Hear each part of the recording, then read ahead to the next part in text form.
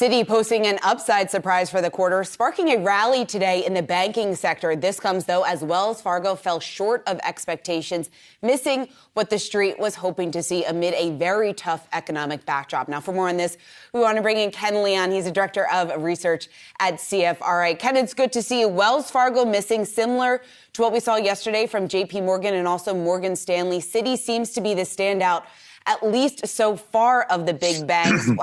Help us make sense of the results that we've seen in this sector so far.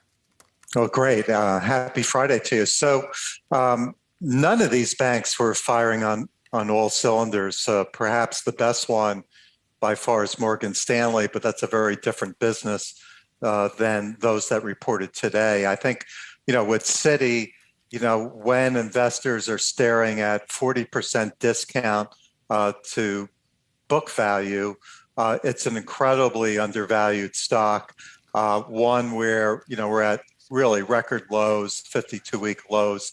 And, it was just any signs of stability or positive was going to move the needle. And that's really what happened today with Citi. It also helped push up the rest of the banks. You're right about Wells Fargo and that the quality of the results were really not that good. We did see some slowness in the non-interest income. This is all the businesses except what generates net interest income.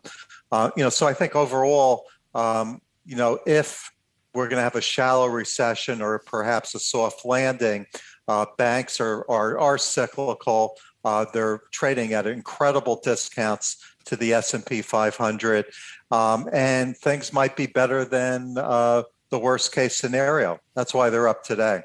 Well, regarding just that, Jane Fraser, Citi chief executive, saying in a conference call, nothing in the data that I see signals that the U.S. is on the cusp of a recession. Do you agree with that now that you've seen the results?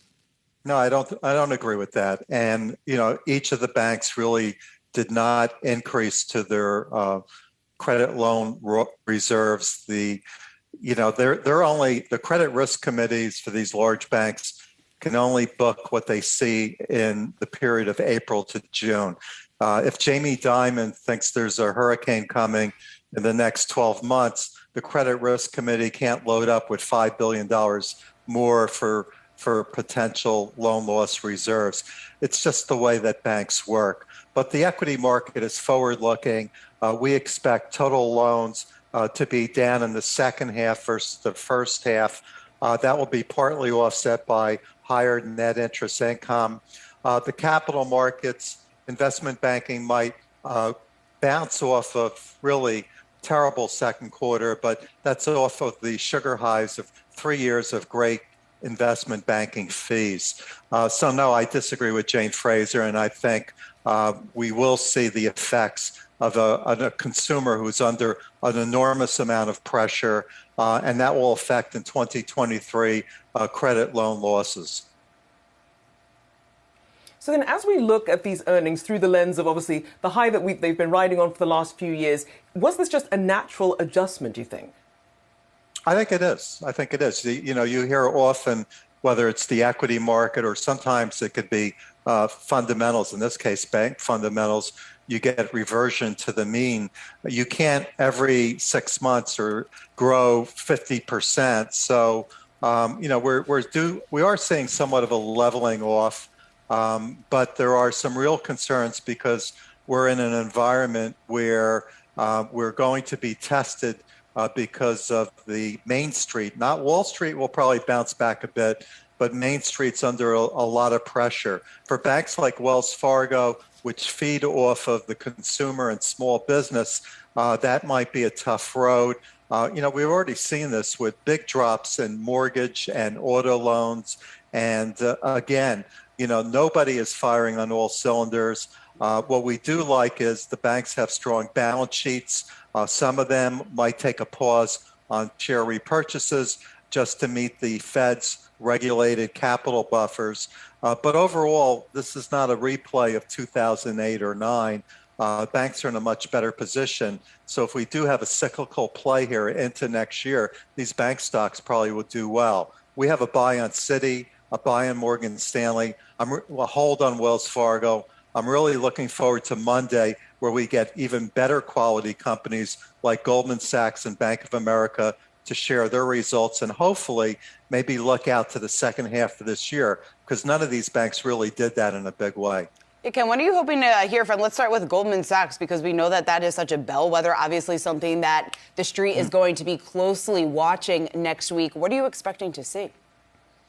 Well, we already know that investment banking, equity, debt underwriting, and M&A will be down significantly, partly offset by strength in fixed income, commodities, and equity. Goldman always finds a way to make money, and sometimes it could be one of those large one-time gains that kind of smooths out the print just so the earnings per share look good. But overall, they are building a world-class asset management and consumer and wealth management businesses.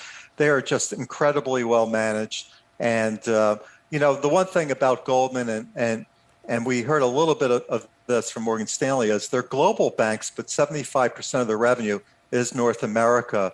Unfortunately, Europe is going to be a drag on future performance in the next 12 months or so, just because of the impact of the war, Russia into Ukraine.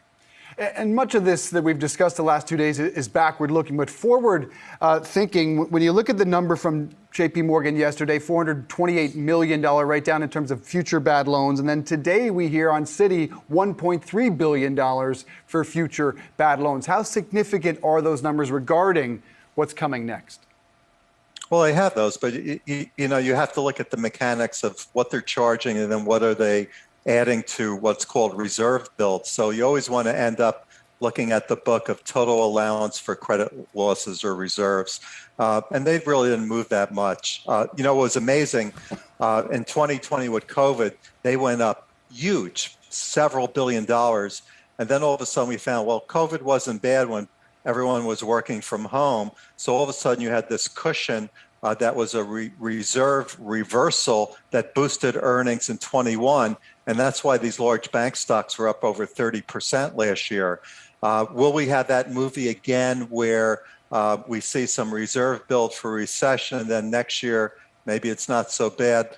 If you're a CFO of these large banks, that's a pretty good optionality, because one, you're reserved if there's recession, and two, if it doesn't happen, you can bolster earnings, which helps your valuation.